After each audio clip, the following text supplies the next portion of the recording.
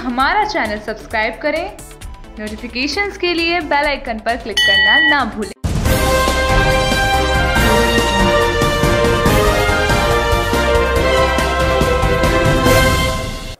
नमस्कार, 7i news में आपका स्वागत है और मैं हूं आपके साथ अमनदीप। आइए नजर डालते हैं देश और दुनिया की तमाम बड़ी खबरों पर।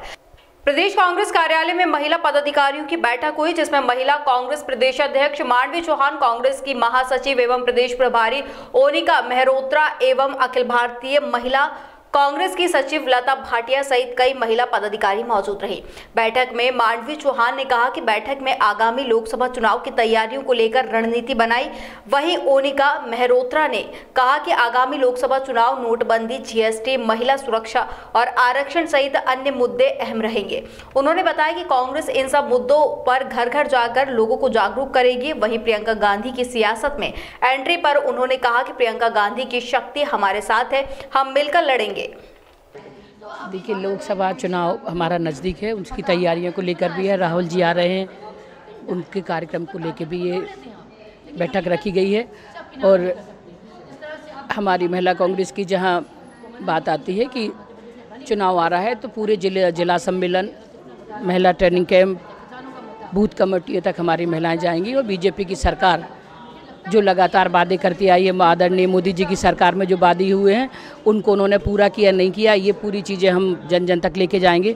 और जो हमारी सरकार को आए, चाहे किसानों की बात हो या महिला सुरक्षा की बात हो या महिला पेंशन की विधवाओं की बात हो या कन्यादान योजना की बात हो या फिर आपकी अन्य योजना है जो हमने वादे किए, तो उनको हम लगातार पूरे करते जा रहे हैं। और भाजपा की जो सरकार थी, जिन्होंने कहा था कि हम उज्ज्वला गैस देंगे और महिलाओं की आंखों से चश्मा उतरेगा, लेकिन सिलेंडर मिले हैं, लेकिन आज वो सिलेंडर भरने की स्थिति में नहीं है। महंगाई इतनी कर दी है, सब्सिडी लगातार बढ़ी हुई है, कहाँ से महिलाएं गैस भरवाएंगी। बात आती है कि 15 लाख खातों में डालेंगे, किसी महिला के खाते में 15 लाख नहीं आए।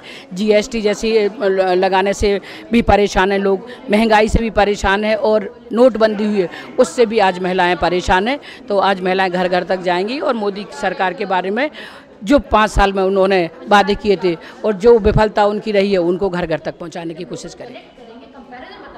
वैसे भी हमें स्टेट एग्जीक्यूटिव मीटिंग करनी पड़ती है, जिससे हम आपस में ये डिस्कस कर सकते हैं कि जो कार्यक्रम उनको दिए गए हैं उन्होंने किस हिसाब से उसको आगे पहुंचाया, कितनी गहराई तक उसमें काम किया, उनकी रिपोर्ट हमें मिलती है।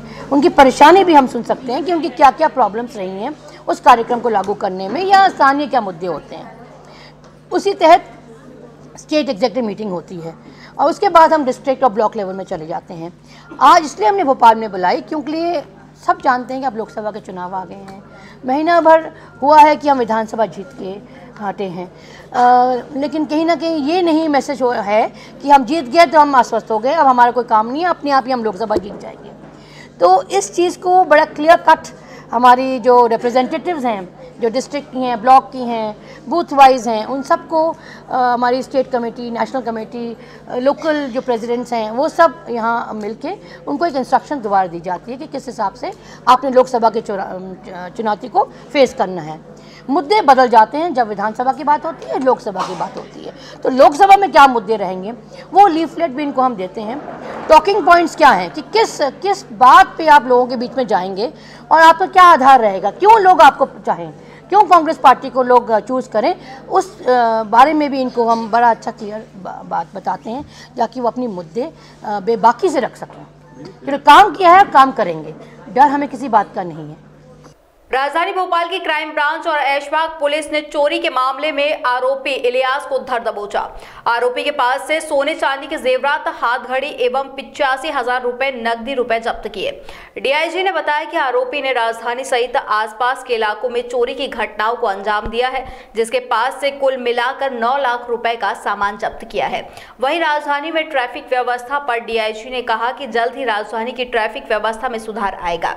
इसके लिए पुलिस प्रशासन खास अभियान चलाएगी, जिसके जरिए कई कार्यक्रम आयोजित किए जाएंगे, जिसका मुख्य उद्देश्य लोगों को ट्रैफिक नियमों के प्रति जानकारी दी जाएगी और जागरूक किया जाएगा। पिता मुन्ने खान निवासी 45 वर्ष, चांदवाड़ रोड, बजेरिया का रहने वाला है। पहले इसके अलग अलग थाना क्षेत्रों में, खास करके गौतम नगर, अयोध्या नगर और बजरिया में इसके कुछ मामले हैं, 9 मामले हैं, पहले भी चोरी में संलिप्त रहा है। और अभी जो है इसको करीब 6 मामलों में गिरफ्तार किया गया है और इसके पास से करीब 85,000 रुपये और 9 लाख का मशरूका जो है सोने चांदी में जब्त किया गया है, वो आपके सामने है। और इसकी पत्नी भी एक मामले में आरोपी रही है पहले। चोरी कैसे करते थे, घरों में करते थे या मशरूका कैसे बरामद? घरों में हाउस ब्रेकिंग, नकबजनी है ज़्यादातर इनकी, और हाँ घरों में नकबजनी है ज़्यादातर। सर कितने मामले दर्ज हैं इनका? टोटल पहले के 9 मामले हैं और अभी जो गिरफ्तार हुए हैं वो 6 मामलों में हैं। ऐशबाग के मामले हैं ज़्यादातर। पूरा माल घर से बरामद हुआ है? उसके पास से ही बरामद हुआ है, उसने बोरियों में रख रखा था घर में। इसके पहले पकड़े गए हैं सर ये? हाँ पहले भी पकड़े गए, 9 मामलों में पहले भी पकड़ा गया।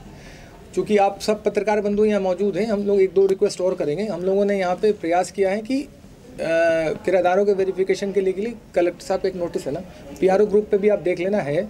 आपके माध्यम से भी हम लोग कहना चाहते हैं कि जितने भी हमारे भोपाल शहर के लोग हैं जो भी किराएदार रखते हैं, किराएदारों का वेरिफिकेशन करा लें। वेरिफिकेशन कराने के उपरांत ही जो है किराए पे दें, ताकि किसी भी अप्रिय घटना से बचा जा सके और किसी भी अप्रिय स्थिति से बचा जा सके। तो वो जो कलेक्टर साहब का आदेश है वो भी आपको PRO ग्रुप पे मिल जाएगा, उसकी कॉपी ले लें, उसका सर्कुलेशन आपके माध्यम से हो जाए ताकि ज़्यादा से ज़्यादा लोगों को पता चल सके इसके बारे में।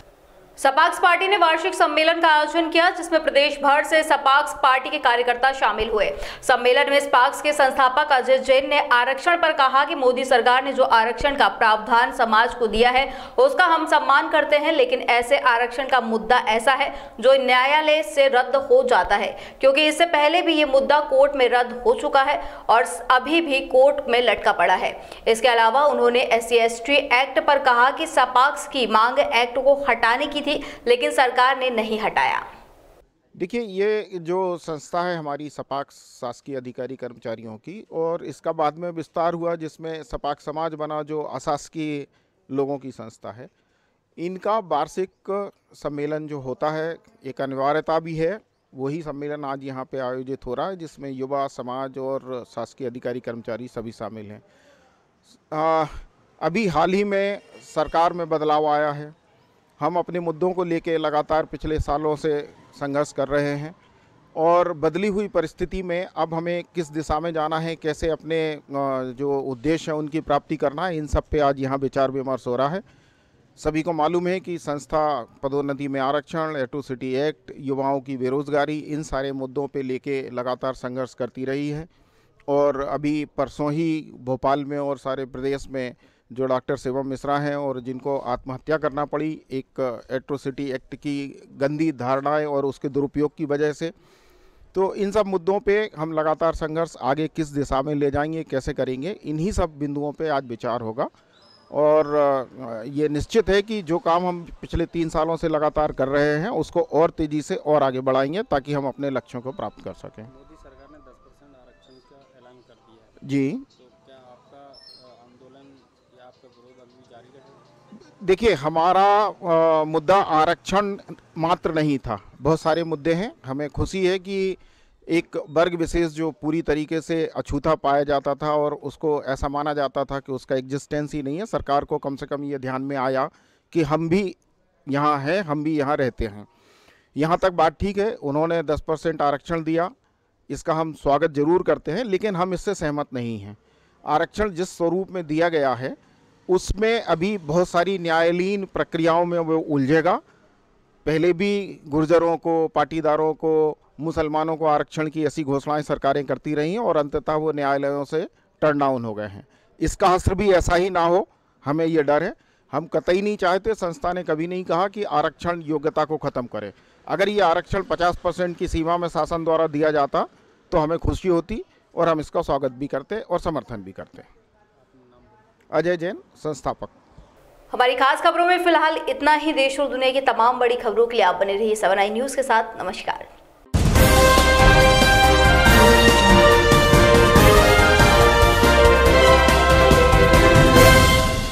हमारे साथ जुड़े रहने के लिए हमारा चैनल सब्सक्राइब करें।